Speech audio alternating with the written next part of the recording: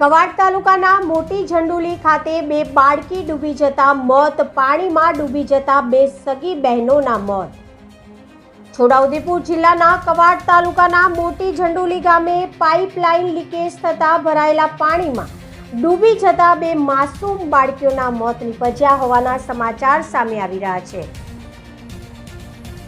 છોટાઉદેપુર જિલ્લાના મોટી ઝંડુલી ખાતે પાણી ભરેલા ખાડામાં ડૂબી જતા બે માસૂમ બાળકીઓના મોત થયા છે, જ્યારે સમગ્ર ઘટના સંદર્ભે સદર વિસ્તારમાં ભારે ઘેરા શોકની લાગણી પ્રસરી છે। પ્રાપ્ત માહિતી અનુસાર કુંપા પાણી પુરવઠા યોજનાની પાઇપલાઇન લીકેજ થતા ભરાયેલા પાણીમાં બે બાળકીઓ ડૂબી જતા મોત નિપજ્યા હોય, જે ગંભીર ઘટનાએ સમગ્ર પંથકમાં અરેરાટી ફેલાવી દીધી છે। સદર ઘટના બનતા કલાકોના સમય વીતી ગયો હોવા છતાં કોઈપણ વિભાગીય અધિકારી ઘટના સ્થળ પર પહોંચ્યા ન હતા, જેથી લોકોના મળ્યો હોય ત્યારે અસરગ્રસ્ત પરિવારની બાળકીઓની જાનહાનિ પેટે સહાયની માંગ કરી છે।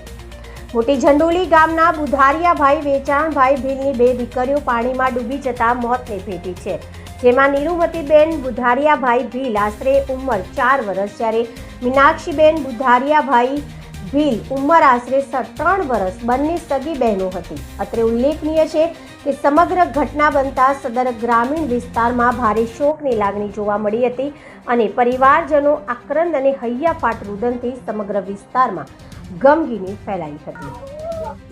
આજરોજ મોટી ઝંડુલી ગામમાં જે ઘટના ઘટી છે એ ઘટના એટલી ભયંકર છે કે અહીંયા બે બાળકીઓની મૃત્યુ થઈ ગયેલ છે। કુપ્પા પાણી પુરવઠા યોજના થકે અહીંયા લાઈન જાય છે, એ લગભગ અહીંયા બગલિયા અને વગુમા તરફી લાઈન જવાના કારણે કંપની વાળાના બેદરકારીના કારણે અહીંયા પાઇપ લીકેજ થાય છે।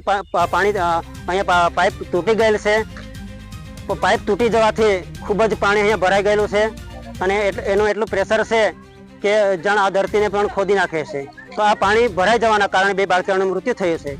એ બે બાળકીઓનું મૃત્યુ થવાના કારણ આ કંપનીવાળા છે, માટે અમને આ બાળકીનો ન્યાય આપે, ન્યાય અપાવે, અમને વળતર મળે અને સખતમાં સખત કુપ્પા પાણી પુરવઠા યોજનાના અધિકારીઓને સજા થાય એ લોક માંગે છે।